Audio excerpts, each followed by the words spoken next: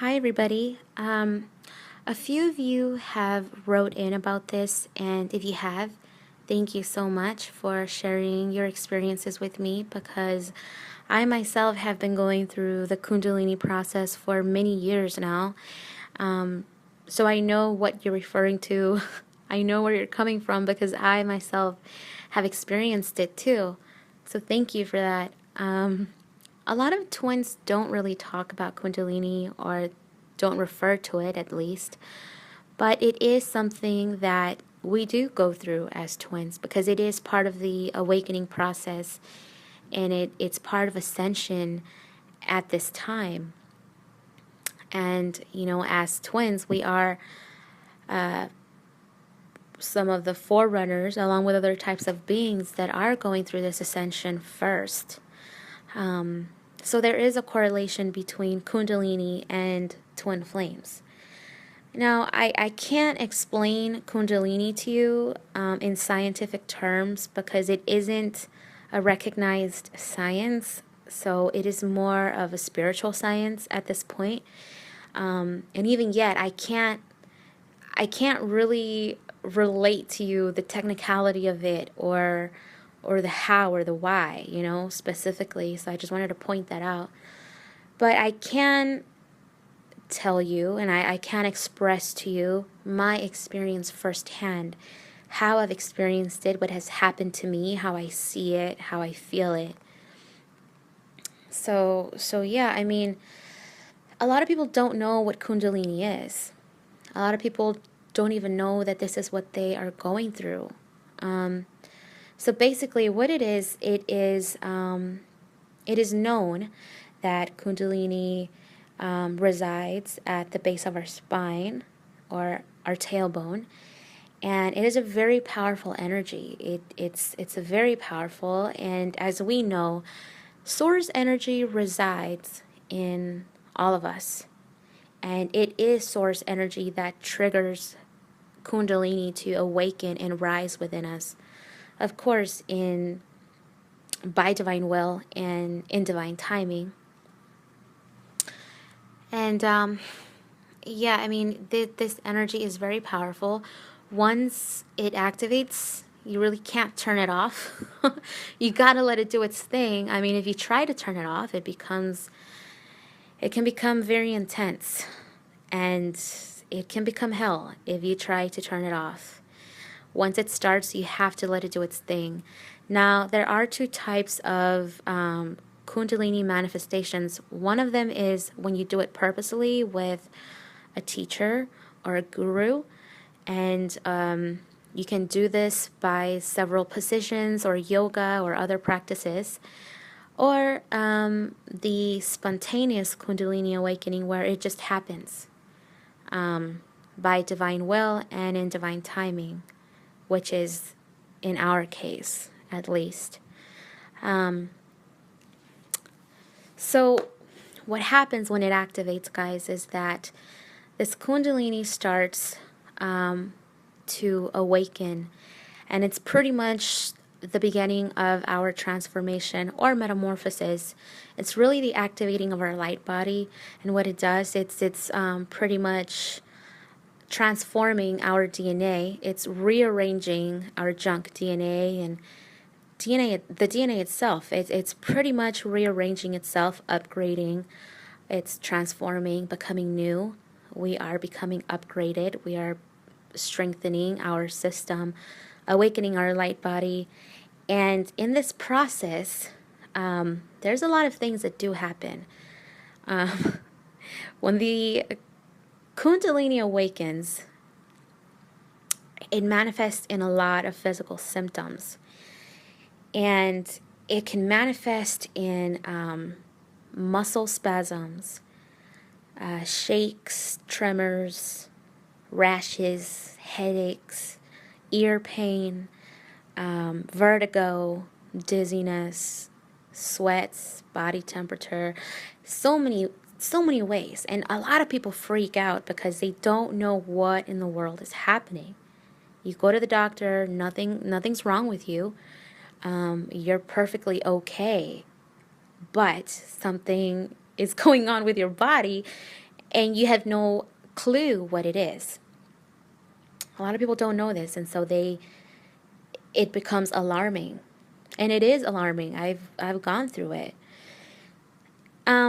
So basically what happens is this Kundalini energy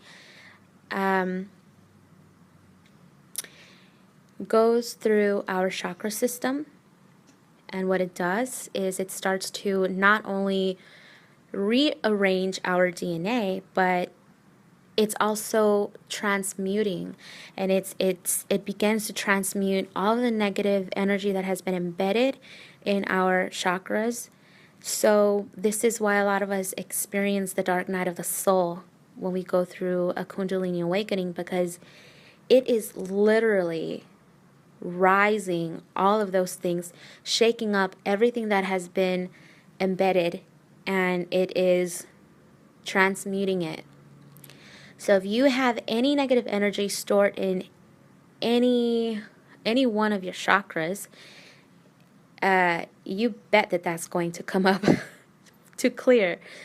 And once it gets to the heart center, to your heart chakra, if you have a lot of pride or resentment, or if you have a lot of pain that has been dwelling in there, that is going to come out. And the Kundalini is going to transmute all of those feelings. And this can manifest in depression, crying, a lot of silent screaming. There are so many things that transpire during this process. A lot of people cannot handle it.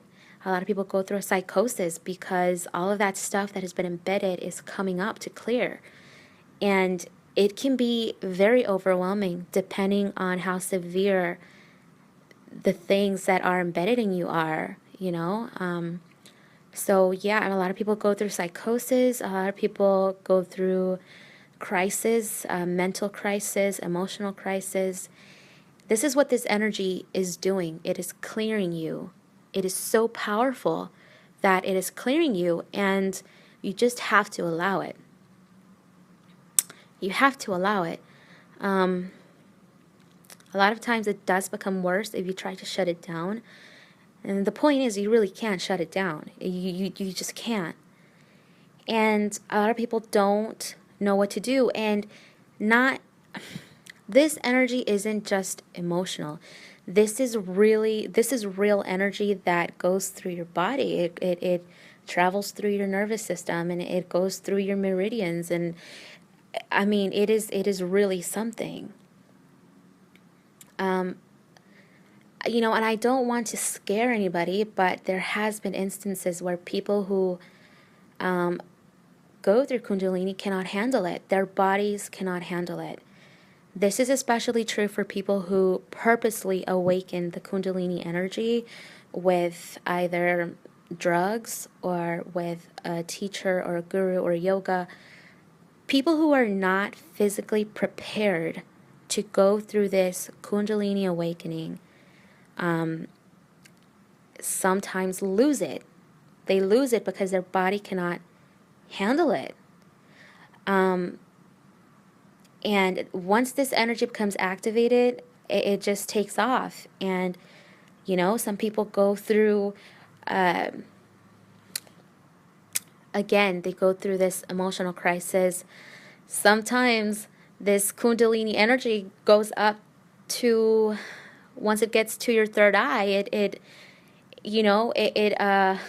opens your third eye, and people start to see things. They start to see visions. They start to, all of their abilities start to awaken, you know, clairaudiently, clairsentiently, whatever the case is, you know. And so they start to freak out because this is something that they've never gone through before, and all of a sudden they start to see things, hear things, feel things, and, you know, they're thinking, what in the world is happening to me? I don't know what is wrong with me. And it's the power of the Kundalini energy. This is exactly what is happening. It also too is the shattering of the ego. A lot of times people's ego is so thick. It is so great that when the Kundalini energy comes rushing in, it starts to break down the ego. And this is where the awakening happens. You start to transform everything about you, your thoughts, your feelings, the way you see things, the way you perceive things. And this is exactly what is doing it. You become egoless. You become a completely new person. And so it can be very overwhelming. So this is what a lot of us go through. People that are going through an awakening. We experience the Kundalini activation. And there's a lot of things that happen. I mean, anyway, I just wanted to really, I guess, talk about what it is. I'm going to make another part about this, explaining what I went through, how I experienced it. So there is going to be more regarding this, guys. So let me end here, and I will continue on another video. So hang in there, okay, everybody? Bye.